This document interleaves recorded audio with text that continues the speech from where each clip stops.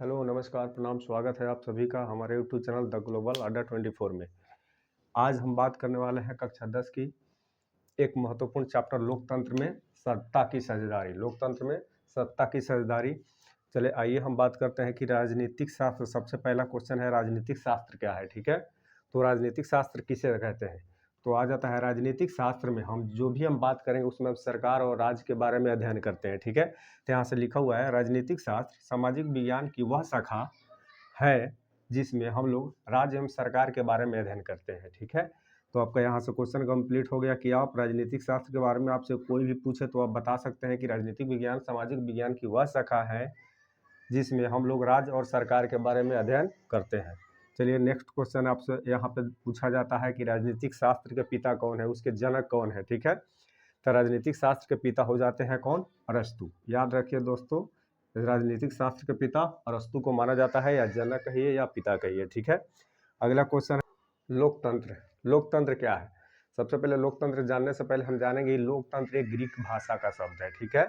Greek भाषा का शब्द है जो दो शब्द से मिलने से बना है। एक होता है डेमोस और होता है क्रेसिया। डेमोस और क्रेसिया, जहाँ डेमोस का मतलब होता है लोग और क्रेसिया का मतलब होता है शासन, ठीक है। यानी लोग कहिए या जनता कहिए, डेमोस का मतलब जनता या लोग और क्रेसिया का अर्थ होता है शासन, ठीक है।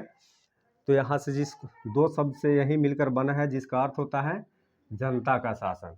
लोकतंत्र का मतलब होता है जनता का शासन।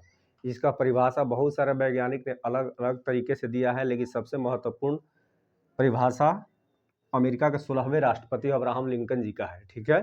तो आइए उनके द्वारा जो परिभाषा दिए गए हैं उन पे हम बात करते हैं कि लोकतंत्र आखिर है क्या, ठीक है।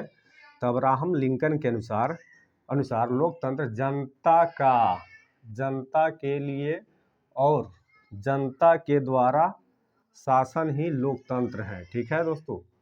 इतना आप लोग याद करिए, जो भी अब्राहम लिंकन साहब ने परिभाषा दी है लोकतंत्र को बहुत ही सटीक और सरल है, ठीक है।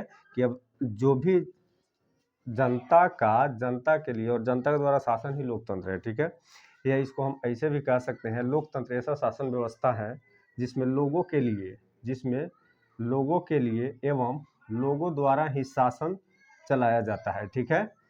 यहाँ से आप इस परिभाषा को भी लिख सकते हैं, या ये भी परिभाषा है जो अब्राहम लिंकन साहब के द्वारा दिया गया था, ठीक है। सबसे पहले यहाँ ऑब्जेक्टिव पॉइंट हम 4 को लिख दिए हैं।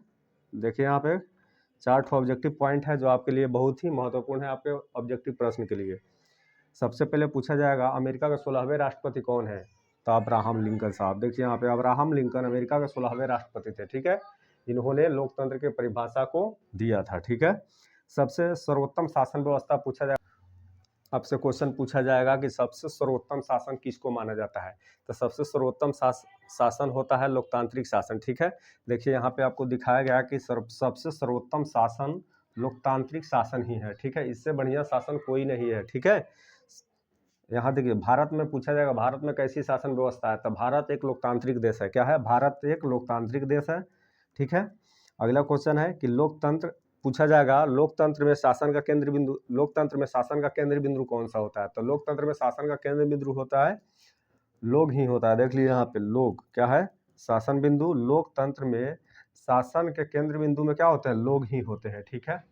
इसी तरह नेक्स्ट चीज के अगले वीडियो में बात करेंगे कि लोकतंत्र कितने प्रकार का होता है, सत्ता की साझेदारी क्या होती है, इसके बारे में बात कर देंगे। तो आइए हमारे चैनल को सब्सक्राइब करिए और लाइक और अपने दोस्तों के साथ शेयर करिए, जिससे मैं मोटिवेट हो जाऊं और आपके लिए अच्छा से वीडियो और डेली लेकर आऊं।